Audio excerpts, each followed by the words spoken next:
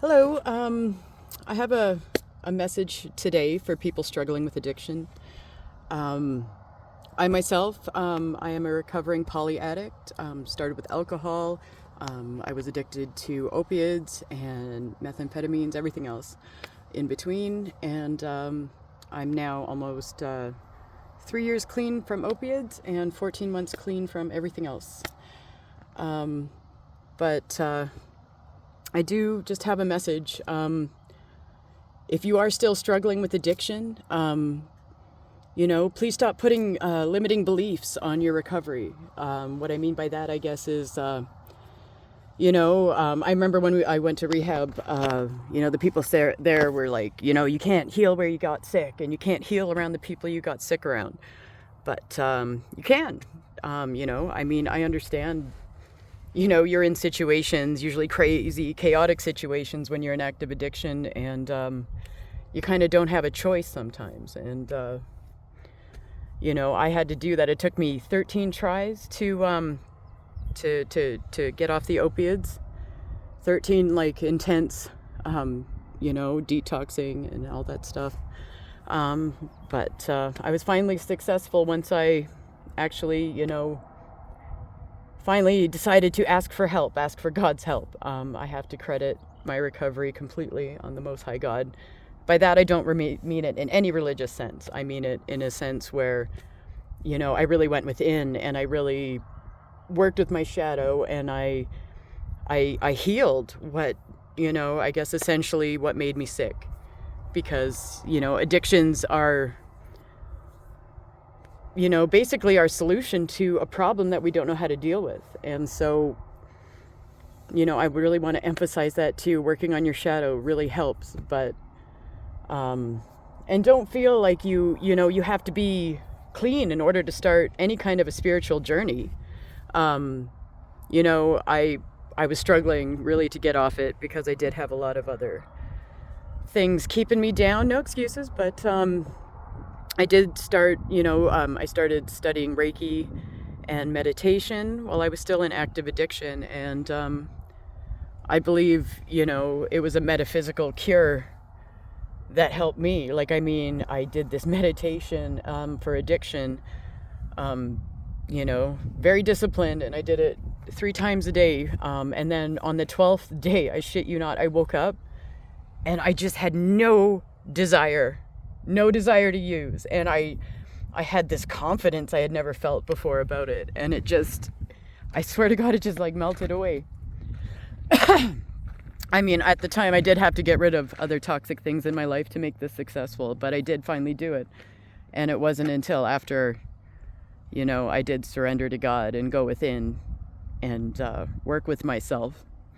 But it can be done, and you can do it, and you don't have to go to rehab if you really don't want to. There are other ways.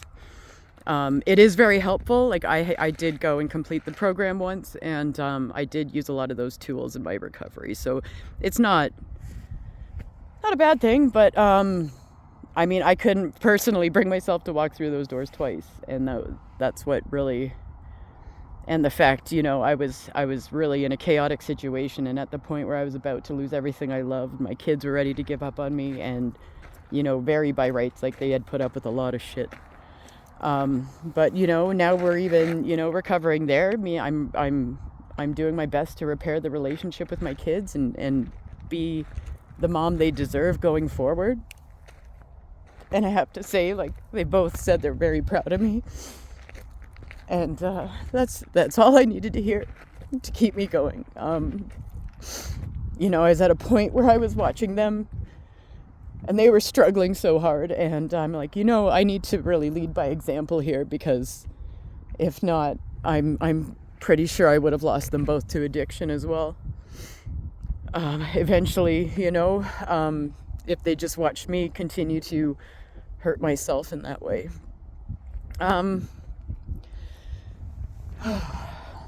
I just really want to tell, I know where you are. I've been in that headspace so many times, and I've had to detox 13 times, and that heart-wrenching disappointment in yourself when you fucking give in and get yourself right back to square one after all that hard work. I'm here to cheer you on. I'm sending you just so much love and light. I have yet to really meet an addict who deserves to be treated the way they are.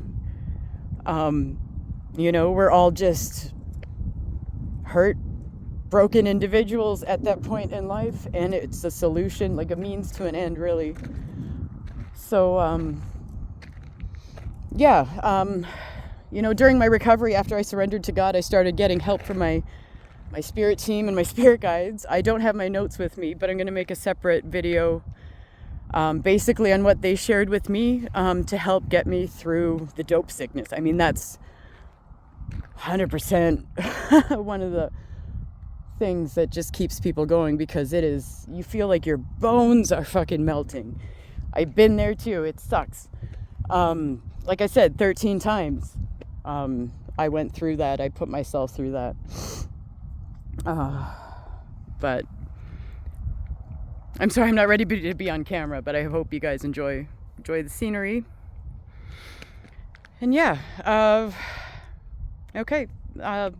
I'll get more into my testimony. I felt very guided to just, give a message to those struggling right now. And just know you're not alone, and know that asking for help doesn't make you any less of a person. And maybe consider surrendering to God and going within and finding yourself again. I'm going to be making videos more on like how specifically I did that. And just so it's not a big long blabbering video. Anyway, I feel like I'm rambling now, so take care, know you're loved, and know you're worth it. Know you are worth the effort to get clean, and you are worth the effort. God didn't put us here without a purpose, so, find it. Love and light, guys. Bye.